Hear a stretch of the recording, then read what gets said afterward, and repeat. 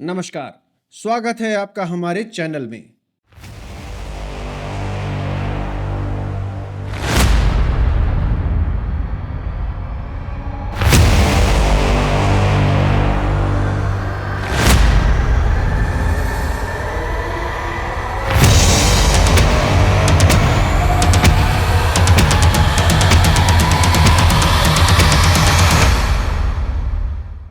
भारत दुनिया के सबसे पुराने रिलीजन हिंदुइज्म का बर्थ प्लेस है।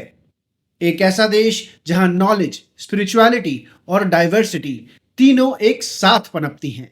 लेकिन इस रिच हेरिटेज के पीछे एक कड़वी सच्चाई है। भारत देश की कुल आबादी में हिंदू बहुसंख्यक हैं, फिर भी वो अपने ही सबसे बड़े दुश्मन बनते जा रहे हैं। समाज के भीतर संघर्ष से लेकर अपनी विरासत को बचाने के प्रति उदासीनता तक, यही आंतरिक संघर्ष हिंदू समाज के मूल को नष्ट कर देता है। ऐसा क्यों है कि हिंदू एकजुट होने के बजाय कभी कभी अपने ही पतन में योगदान देते हैं? आइए इस जटिल मुद्दे पर गहराई से विचार करें। हिंदुओं को जिन सबसे बड़ी चुनौतियों का सामना करना पड़ता है, उनमें से एक है इंटरनल डिवीजन। कास्ट सिस्टम, जो पहले समाज को बेहतर ढंग से ऑर्गेनाइज करने का एक तरीका हुआ करता था, उसका सदियों से दुरुपयोग किया जा रहा है। एकता बनाने के बजाय कास्ट सिस्टम ने हिंदू समाज के लोगों के प्रति दरारें पैदा कर दी हैं। आज कास्ट सिस्टम की वजह से ही कास्ट राइवलरीज होने लगी हैं। हम आपस में ही लड़ रहे हैं और इसकी वजह से हर एक हिंदू जाति अपनी पहचान को सामान्य हिंदू मोर्चे से ऊपर रखने लगे हैं। फिर जो युवा हिंदू हैं, वो अपने रिलीजियस रूट से दूर होते चले गए, क्योंकि एलीट सेक्शन ने ट्रेडिशनल प्रैक्टिसेस को बॉयकॉट कर दिया है, जिसकी वजह से शिक्षित और धर्मपरायण लोगों के बीच दूरियां पैदा होने लगी हैं। हमें समझना होगा कि हमारी आपसी लड़ाई की वजह से हम कमजोर पड़ रहे हैं और इसका फायदा दूसरी कम्युनिटी के लोग उठा रहे हैं। हम हिंदुओं को अपनी विरासत पर बहुत गर्व है, लेकिन जब इसकी रक्षा और संरक्षण की बात आती है तो उसकी कार्रवाई में कमी देखी जाती है। पुराने मंदिरों की उपेक्षा की जाती है, पवित्र पुस्तकों को भुला दिया जाता है और अंतर्निहित महत्व को समझे बिना अनुष्ठानों पर सवाल उठाए जाते हैं। जैसे कि अधिकांश पुराने मंदिरों का रखरखाव ठीक से नहीं किया जाता, बल्कि और कई धर्मों के पूजा स्थल और भी समृद्ध हो रहे हैं। वेद, उपनिषद और भगवद गीता जैसे धर्म ग्रंथों के पाठकों की संख्या घटती जा रही है। पश्चिमी विवरण और तर्क संगत सोच आसानी से हिंदू परंपराओं का मजाक उड़ाते हैं और दुर्भाग्यवश बात यह है कि कई हिंदू भी इस आलोचना में अपनी आवाज मिलाते हैं। आपको समझना होगा कि अगर आप ही अपनी संस्कृति को महत्व नहीं दोगे, तो आप दूसरों से इसका सम्मान कराने की अपेक्षा कैसे कर सकते हो? हिंदुओं के असफल होने का एक मुख्य कारण और है कि उनका राजनीतिक प्रतिनिधित्व बिखरा हुआ है। जबकि अन्य समुदाय के लोग एकजुट होकर वोट देते हैं और अपने हितों की रक्षा करते हैं, और हिंदू कभी भी एक स्वर में नहीं बोलते, जिससे उनकी सौदेबाजी की ताकत कमजोर हो जाती है।